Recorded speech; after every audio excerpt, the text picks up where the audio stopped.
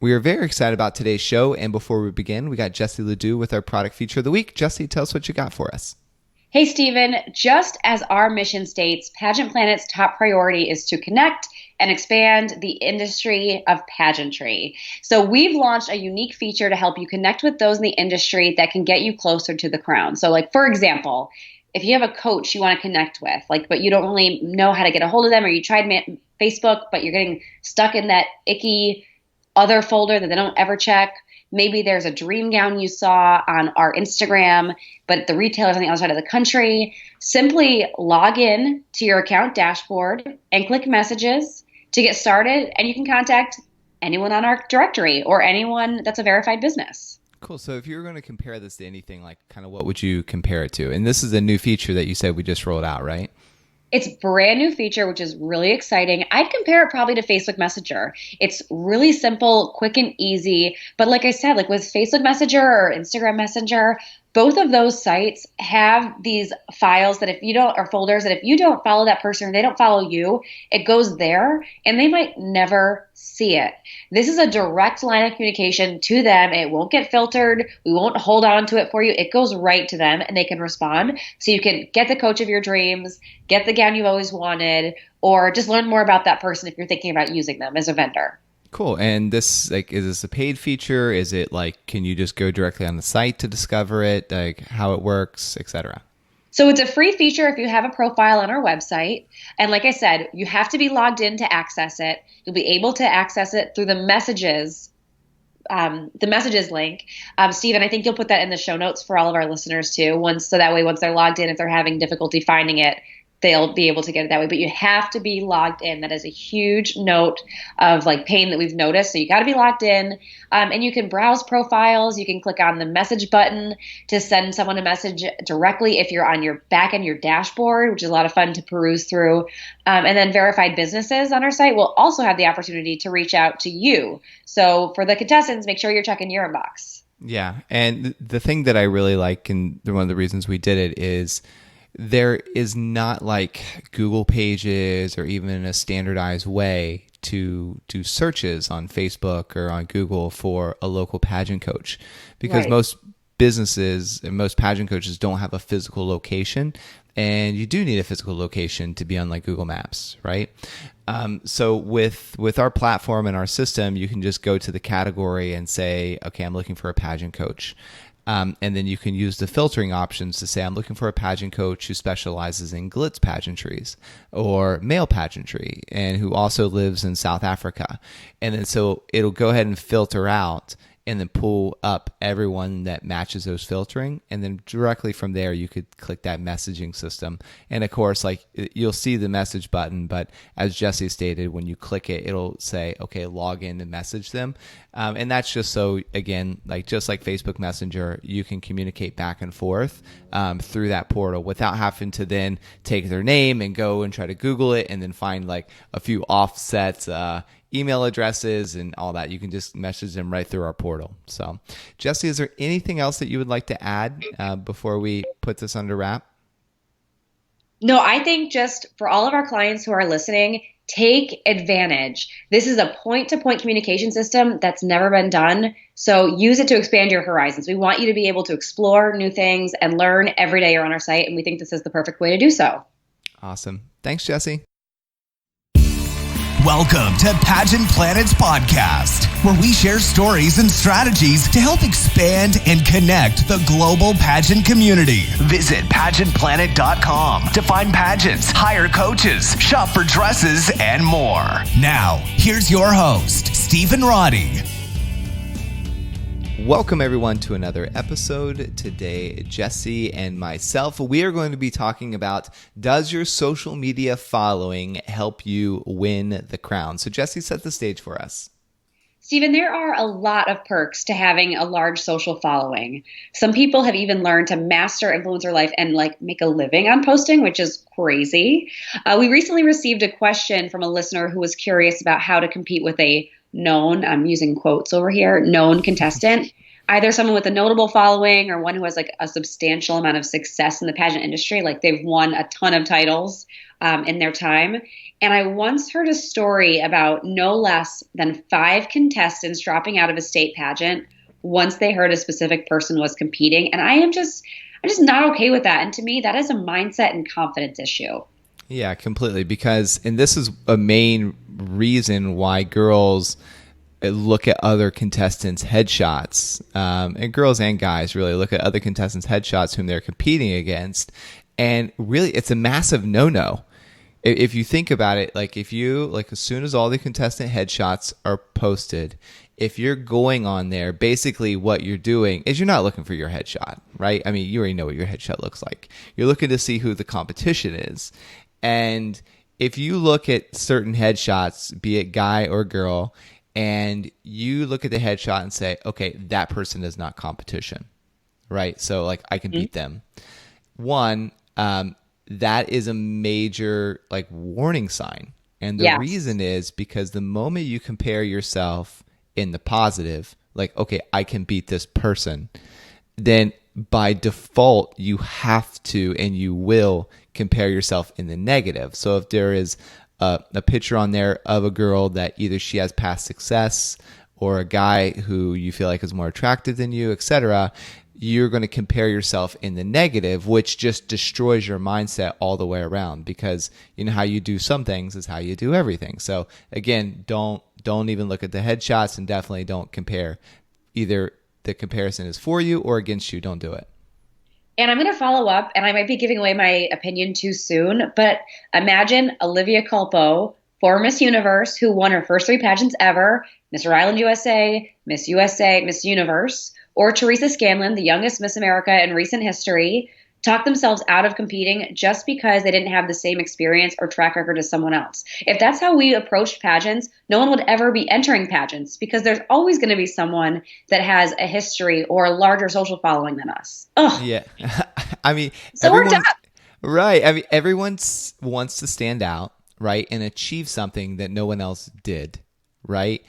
Until they're like in that situation or in that crowd where they actually stick out, or they are somewhat different or unique, and then it just takes that different level of confidence, right, to just barrel through and then just say, no, I'm going to believe in myself irregardless of what it looks like on the surface. Because, right, I mean, there is a romanticism of being like, oh, I'm the first, an arbitrary thing. We'll just say I'm the first blonde-haired girl to win this particular pageant, right? I'm taking something very superficial. But like, if you're the only blonde girl that ever competed in that pageant, you're naturally going to stick out a little bit like a sore thumb. But you have to in order to do something what no one else has done before. But it's in that process of sticking out and appearing different that scares people, from the most part. Again, it's romantic when you're watching it on the Hollywood or the Bollywood screen, and it's surrounded by music and like all the festivities of Hollywood. But when you're living it, it feels like completely different. I hope that we're setting the tone for our listeners, Stephen, how silly it sounds to talk ourselves out of competing or being competitive on the surface. Right, completely. And then we read childhood books about like the little duck that like was being raised by giraffes, and then the duck found out that he could swim and then the giraffes couldn't. I don't know what book you're talking about, but I don't know either. I just the made engine it up. that could. I'm thinking the tortoise and the hare. Maybe some more classic examples. I don't know what duck you're talking about, but okay. I just made it up. You did? But okay. The principles are the same. Yeah. Don't write it. Don't write that book. I'll stick to running Pageant Planet.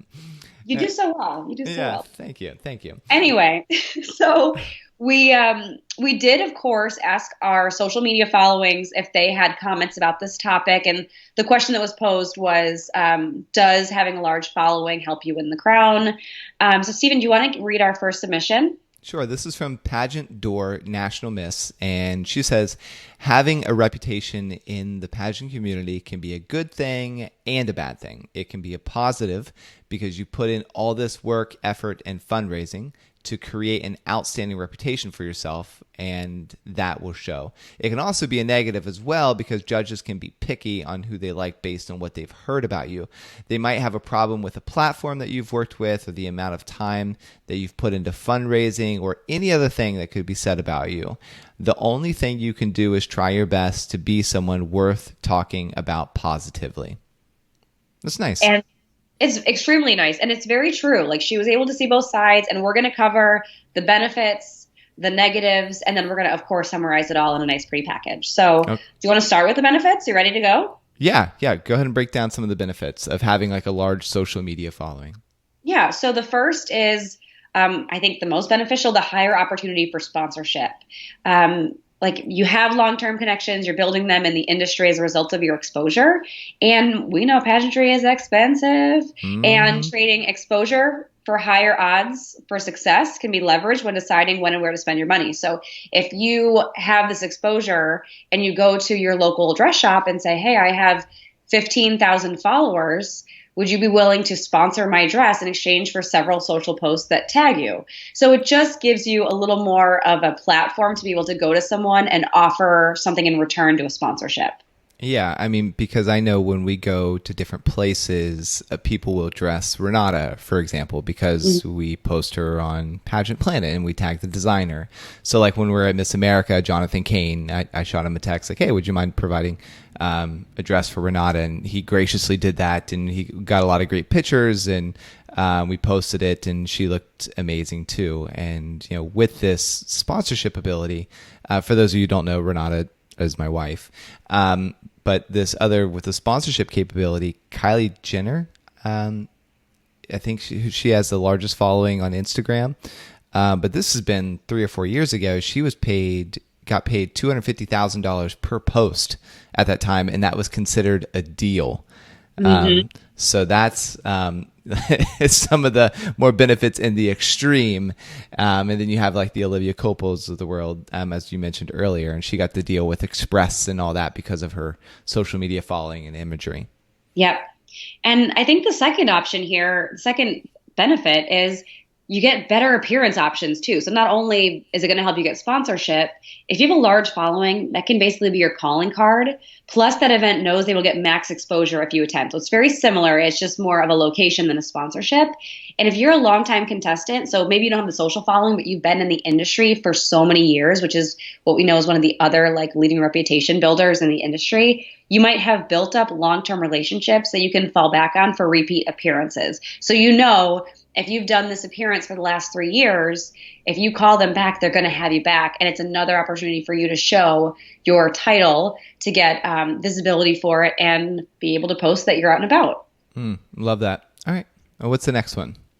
It's a notable skill to share with the judges. And I'll say, I don't think there's a pageant out there that doesn't want to be better known, or like being in a position to attract new contestants. So being able to have a strategy about how you build and sustain your own following that you can just tap into is a major plus on the score sheet. Like, if you're saying, I built this following, here's how I did it, here's how I can do this for this pageant. And I want to say, if you have built your following, make sure to give specific examples of how you were able to get there that can be replicated for the system. Don't just say, I have 15,000 followers on Instagram, it's going to be beneficial for you. Well, that's great, but how do we apply this to the pageant so it's not just all about you? So make sure you're always thinking about how you can benefit the system, and make sure you don't buy your followers. That is not a good look. People know eventually the bots are going to get exposed and your following is going to drop dramatically. So do not buy followers or likes. Yeah, don't do that, because so when social media first started, you could do that and get away with it. So like Twitter, for example, and then websites started to come out to say like, how many fake followers does any user have? And you could just type in their username and it would tell you like, oh, wow, 80% of their following is fake. I didn't know that. Can I still do that? Yeah, you can still do it. You can see like how many of their followers are fake. And then same way with Instagram and Facebook, is part of the algorithm is determined on your actual engagement. So if you have, it kind of fluctuates, but if you have less than a 1% engagement rate across the board on your images, it's really bad, and it points that somebody has a fake following. So typically, though, like the smaller your following, the higher your engagement rate. So if somebody has 100 followers, they might have an engagement rate of like 40-50%. But somebody like us, it's like between 1 and 3% is pretty normal, and sometimes it's higher depending on the post and the image and all that kind of stuff. But yeah, so fun fact about me is, like, before Pageant Planet, I had a marketing company. And when social media was first on the rise with like Twitter, because it was like first Twitter and then Facebook. But with Twitter, what I used to do is I used to market for these like actors and these models that wanted to get engagement or wanted to get hired, and certain B-list celebrities. And so my job was basically, why I position myself is, I will help you get more jobs. And so what I would do is I would help them increase their social media following, and then teach them how to pitch themselves and the benefit of social media following in order to get the job. Right. So like you have a model coming in. She's like, hey, I've got 100,000 followers on Twitter. If you hire me, you'll not only get like a great actress for your movie, but you will also have immediate access to my 100,000 followers. Because at that time, when I started doing it about 10 years ago, it was still kind of taboo. Nobody had really caught on. And so you could see like these girls and these guys were getting hired from our gigs, and it was a cool thing. And then I didn't anyway, so got out of the marketing world and into pageantry. But anyways, so with that, we say that pageantry is a glorified job interview for a spokesmodel position. And, just all things being equal, it is like, if it's between two contestants, right, and you're neck and neck, and you're the judge, and you have to find a deciding factor, right? It's between Rebecca and Jill, or Steve and Eric, and you have to say everything else is equal. Then you can default back to the social media following and be like, well, okay, Rebecca or Eric, they've got bigger social media followings than the other two contestants, so let's just default the crown to them. So I've actually been a head judge in a few pageants where it was like legit a tie between the winner and the first runner up, and you have to decide based on like whatever you feel like, because score wise it's tied, and that's why you have a head judge, so they can decide. So you get really granular in what you're looking at, especially if the two competitors are just neck to neck. Yeah. Cool. I think that's a great explanation of why that's important. Okay, so that was the 3 benefits. Now, is there a fourth? There is a fourth, and I hate to say it's a benefit, but it exists. So I'll say it and then we'll talk about it. Yep. So the last benefit is intimidation. And when people are dropping out of a pageant just because you're entering, it says something about your level of clout. And it's not a good thing, but it does say something. And we personally don't root for contestants to get thrown off mentally, and neither should you. You shouldn't be happy if people are dropping out because you're entering, but it definitely is a factor that can't be ignored. It says something that you are able to affect the mindset of those around you. And again, I don't know if it's a benefit, but it's a thing.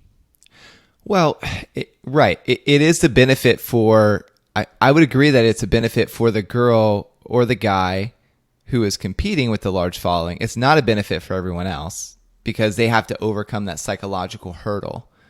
And the whispers in the corners of, Susie Smith, I mean, she's got, 300,000 followers. So, she, the judges are, because then people create stories of why the judges want Susie Smith to win and not you.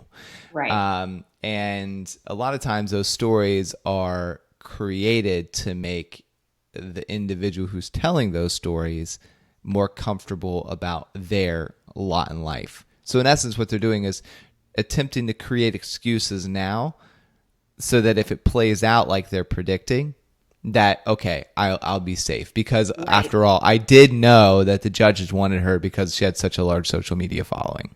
And it wasn't because of anything else, right? So I do see that it could be a benefit for the girl with the large social following. Well, and I'll even say it's outside of social following because I've told this story a handful of times on our podcast over the past few years. And when I was competing for Miss International, I saw one of my competitors was a former Miss United States, and I had a meltdown. I was like, how can I compete with this? And I finally just like tuned everything out and stuck to my own path. And had I given up when I saw that, like it's not just social following, it's your pageant resume that also can turn people off. So again, if I would have written myself off right then, I never would have won Miss International. So it's just a lesson to be told that intimidation is a thing, and it can be like a really big confidence booster if that's you that's putting out that vibe. But it's also something that has to be totally brushed off if you are succumbing to it. Does that make sense? Yeah. And for the contestants listening to this, if you're ever in a situation where you are intimidated by someone else you're competing with, it's such a great training field for you to be in. Because think about it, there's going to be opportunities in your life, irregardless of your position in life, where you're going to feel intimidated by someone else in the room. It's just normal. You put somebody else up on a pedestal, and you feel like they're better than you in a certain area. And so, yeah, those things can be uncomfortable. However, if you can use pageantry as a training ground for life, which it really is, and you can learn how to navigate through that and overcome your own feelings of insecurity, which is where intimidation springs from, then you will be a much better human and much better situated to be successful in your life. So pageantry, it's amazing. One of the reasons why I was first drawn to it was because of this personal development factor that you just really couldn't get in the real world without paying and spending a weekend over in California, et cetera. So even that has correlations to real life and how you learn how to be better at business. So I love all the things that pageantry develops, and this is just one of those additional skill sets. Yep.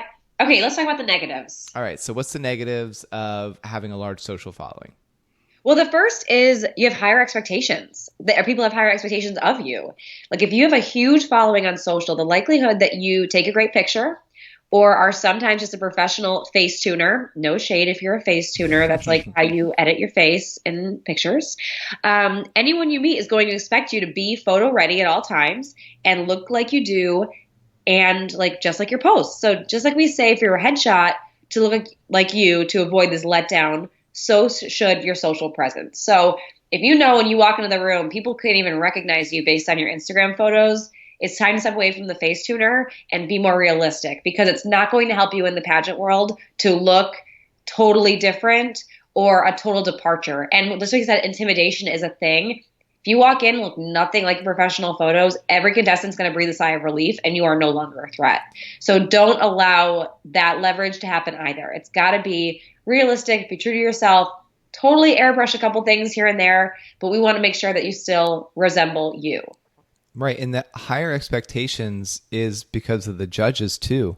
So if the judges, depending on when your pageant director gives the judges the actual contestant list, the judges can research you on social media and they could see that you have a higher following, and then all of a sudden you're a celebrity in their eye, so they have higher expectations. So the person with the higher social media following, might have to work arbitrary number, but twice as hard to get the same 8 as you would.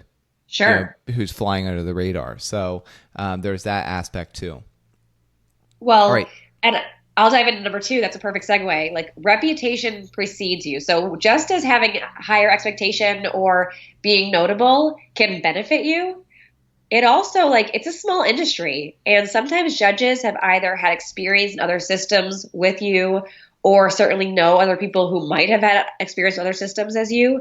We all know there are 3 sides to every story. And while you might have thought or attempted to be respectful at all times at your last pageant, perhaps it was interpreted otherwise, and that message has now spread. And that judge has heard about you, quote unquote, heard about you. And when you continue success and you are winning a bunch of pageants in a row, you will always have haters who unfortunately may choose to root against you, and not just root, but share negativity. They do not want you to win so bad because you have beat someone they love, and they will stop at nothing to make sure that people think less. And it's terrible, but it's true. Yeah, and that's something too where because you are a celebrity with a large social media following, if you're a celebrity and there's like gossip about you, that stuff it goes viral so much more It quick, does. so much more quick, so quicker. So Yeah, it goes viral quicker because you are a celebrity.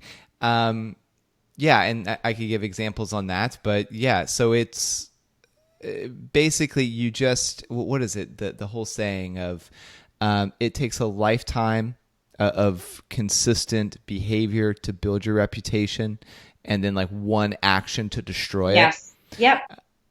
So and this is kind of a case in point. So with as the uncle or Spider-Man said, with great power comes great responsibility. Yes. All right, so what's our third negative? The third and the final negative is alienation. And sometimes people don't always want to hang out with the celebrity or the notable person because it can be intimidating. We already talked about that being a factor. And you might want the same experience that every other contestant gets to bond and make relationships with your fellow competitors. However, because you have notoriety, it might hold you back from like disarming people and encouraging them to open up to you in a way that makes them feel as though you can trust them as well. I mean, maybe they do want to friend you because they want to be in all of your pictures because you have a gigantic social following, but do they really like you? Do they really want to be your friend? And that can be a really alienating feeling when you're seeing bonds occur all around you. And a lot of people do enter pageants because of the camaraderie. I think the stereotype is shifting to like no longer mean catty pageant girls. It's okay, this is sisterhood. Like this is a thing. And that can really stink if you're left out in the cold as a result of just because you're well known. Yeah. And alienation can take place as you just alluded to, but to echo it, one, if people are not talking to you because you're a celebrity, or B, if people are talking to you or wanting to hang out with you for superficial reasons, like, oh, I want to get in her images so that she can tag me so I can increase my following. So either way, it's alienating and it can be a very true negative for having a large following or being a celebrity in this niche. So, Stephen, why don't you read this other Instagram submission that I thought was pretty interesting? Okay, so this is from Miss Amazing Journey. And she says, I'm not well known, but I've been in pageants a while. I've seen many pageants where well-known contestants were passed over for others. In fact, it's been rare to have seen a well-known competitor come away with a crown. I think other qualifications are more prized by judges. And that's an interesting point. And it could also allude to the higher expectations, which is a negative too. Yes. Because like you're coming as a celebrity, I expect you to be X. If you're not X, then you're going to get docked a point versus the other girl or guy who's coming in with zero expectations. You can just judge them for their performance right there on the spot. Right. Yeah. So let's summarize this, and then I have a real life story that I want to talk through. And Stephen, I think you and I have actually talked about this offline as well. So I think every year in every system, newbies or novices come into the pageant and make noise, and they often win. And it's very easy to assume someone has an invisible advantage or disadvantage. And I think that's all that needs to be said from the verdict. We've summarized it pretty clearly. We've heard what other people have to say through Instagram, and I think that's the moral of the story. Yeah, I agree. Completely agree. So the most immediate real life example I can think of and I want to talk through for our listeners is Miss Georgia USA this past year. And I'm not even going to attempt to say her last name. Stephen, do you know how to say her last name? No, I don't. Okay. I'll just leave it that. So anyway, her name is Katarina, her first name. And first of all, I want everyone to know that we're not picking on Katarina. We're using it as a learning moment because she is absolutely stunning. She kills it every day. She's one of those that definitely like gets paid. She has like 655,000 followers. So she is like doing it right. So girlfriend has nothing to worry about here, but she's positively stunning. And at first glance, like she is, in my opinion, a Miss USA or any pageant dream contestant. Like imagine the impact and reach as a national title holder and what a fantastic recruitment resource she could be. And I heard so many people in the industry assume that she would make it for that reason alone. Like, okay, yeah, of course. And why wouldn't she make it? That's a perfect example. And however, the converse feedback was that her and her lack of experience may have held her back on stage and confidence level. Like she puts herself out there exclusively on Instagram. Like, I shouldn't say exclusively, mostly on Instagram, which is not a person-to-person connection a lot of the time. So I can't speak to what is true and what is not as far as the reason she didn't make the finals. Perhaps she did feel completely confident from start to finish, but you cannot predict the outcome of a pageant based on outside influence. So essentially, she's gorgeous. She has this following, and like, in theory, she was the perfect contestant.